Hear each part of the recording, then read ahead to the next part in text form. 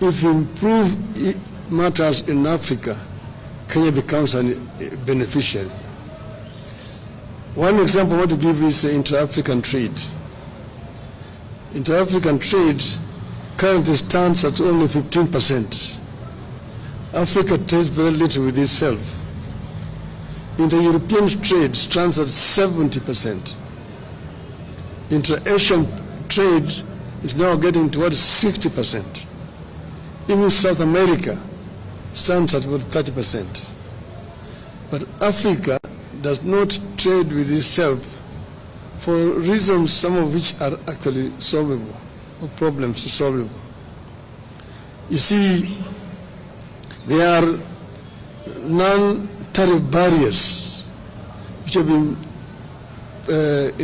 introduced by some African countries, which makes it very difficult for goods to move from one African country to another African country. Secondly, there is infrastructure challenges that makes it very difficult for Africa to trade with itself. You know, Africa Continental Free Trade Area areas. As the high representative on infrastructure, I realized the challenges. Like you've been talking about intra-African highways, the Cape to Cairo, the Dakar to Djibouti, Dakar, Lagos, Lagos, Mombasa, and so on and so forth. We've been talking about the continental high-speed railway network.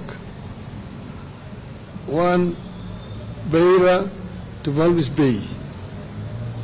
One, the old Benguela line, Lobito to Lubumbashi. The other one is the high-speed railway along the coast from Lagos to Cairo. The other one is our LAPSET, the Lamu Port, South Sudan, Ethiopia Transport Corridor, which as a representative of the AU on infrastructure, we actually extended from Juba through Bangui in Central African Republic to the port of Cameroon to create a land bridge that links the Atlantic Ocean to the Indian Ocean and opening up the interior of the continent, which are landlocked, for trade. See, for example, Kenya grows tea. How does Kenya export its tea to Central African Republic? Between Kenya and Central African Republic, infrastructure. You have to find a ship that will go around the Cape, along the western coast, to the Cameroonian port of Douala, and then by road to Bangui. The French are there ahead of you. That's why they drink in Bangui Kenyan tea, christened as English breakfast tea. But with an upset, we can be able to take our goods there. But this infrastructure cannot be developed country by country. You need to have a mechanism at the center that is coordinating funding for the infrastructure. If you want to do the LAPSET, Kenya can only do its part up to the border with South Sudan. Then South Sudan needs to take it from there to the border with Central African Republic. Central African Republic takes it to Cameroon and to reach there. But you need a center to be able to coordinate funding, to mobilize funding for this infrastructure development, which are cutting across the continent. That is why those things have not been done. That's why even the trans-African highways have not been done, and so on. So, getting there, we are also talking about the high-speed fiber optic network connecting all the African capitals. We're talking about open skies to be able to move freely in the African airspace without so much impediment. At the moment, traveling across Africa is a major problem. Recently, when I was going to the funeral of the president of Namibia. We chartered an aircraft here. We had to spend 3 hours at Wilson Airport waiting for clearances of airspaces, the transit countries. You have to get a clearance to fly over Tanzanian airspace, DRC, Zambia, Botswana, and Namibia itself. And it's expensive. The other day, I was in Salam, Niamey, Niger. There, you had spent 10 hours waiting. You need a clearance over Uganda, over DRC, over Central African Republic, over Cameroon, Nigeria, and Niger. And that is what is making the air transport in the continent so expensive. It is easier to move goods by air. It is easier to put the facilities across the continent. And then have also an African continental air traffic control. In Europe, you only need one permit and you can fly all over the countries of Europe.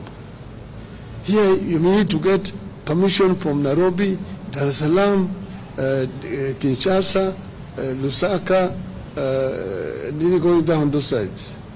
So all these are what is making it and so forth. We've been talking about making the Nile River navigable so that you can be able to move from the Mediterranean Sea to Lake Victoria.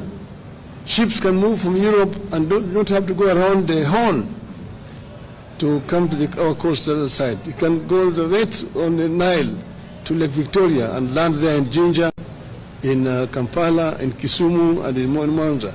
Those are some of the projects that could be done.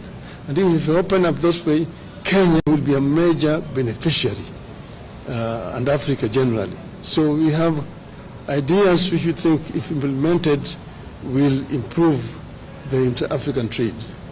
Thank you. Asante sana. Thank you so much, Your Excellency. In the interest of time, Your Excellency, we are unable to take more questions because the Prime Space is needed somewhere in Nandi in the next few. More? Okay, one question. Excellencies, my name is Mwang Maina from the Isili Voice. First question to the former Premier. Some Kenyans and some Africans feel that Nairobi fronting your candidature is a way of settling domestic political scores. Do you think you're exporting domestic politics to Addis Ababa? The other question to you, former Premier, it's about the Kenya stance, Kenya openly standing with Israel, which has been committing a genocide in Gaza. Do you think this could potentially impact your candidature at the African Union Commission next year because of such global geopolitical standing? Asante Mwangi, thank you. No, I mean, I'm a Kenyan, and as I mentioned, nobody has asked me. The Kenya government did not ask me. I made a decision myself that I want to offer myself to serve the continent. And as you know, you cannot run for this position without being sponsored by your country. Your candidature is not valid until your country has said yes. So I was myself pleasantly surprised that the Kenya government said they would support me. I was expecting them to say no. I don't know the reason why they said yes. That is their own decision, it's not mine. I'll tell you why we said yes. We said yes because Raila is competent. Yes. And we are looking at Kenya's national interests and Africa's national interests. So this is not about our local issues. And we do not want, and we really want to get the Fourth Estate to help us to project the national interests of Kenya, because it would be a first for Kenya.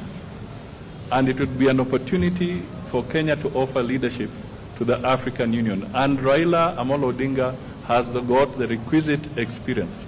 As I said in another forum, he has seen both hot and cold. And Africa is beaming with both hot and cold. and Raila is required on the African continent.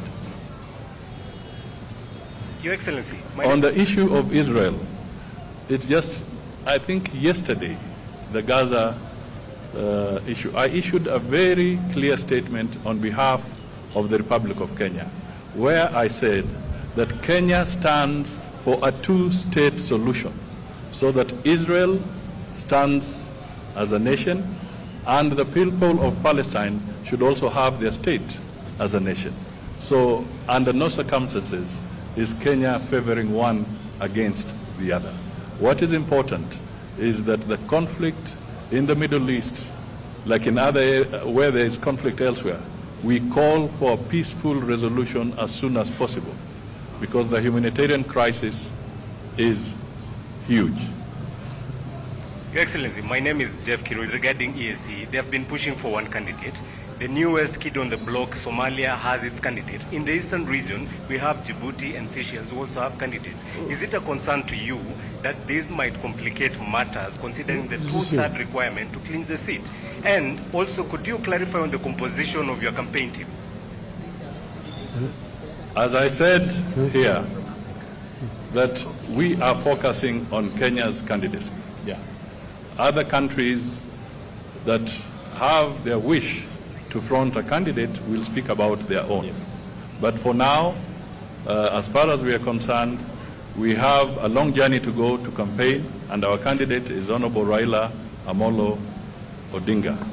And as I indicated in my earlier remarks, that the strategy is in place, and we shall be looking at all the challenges and opportunities as we go along. And I think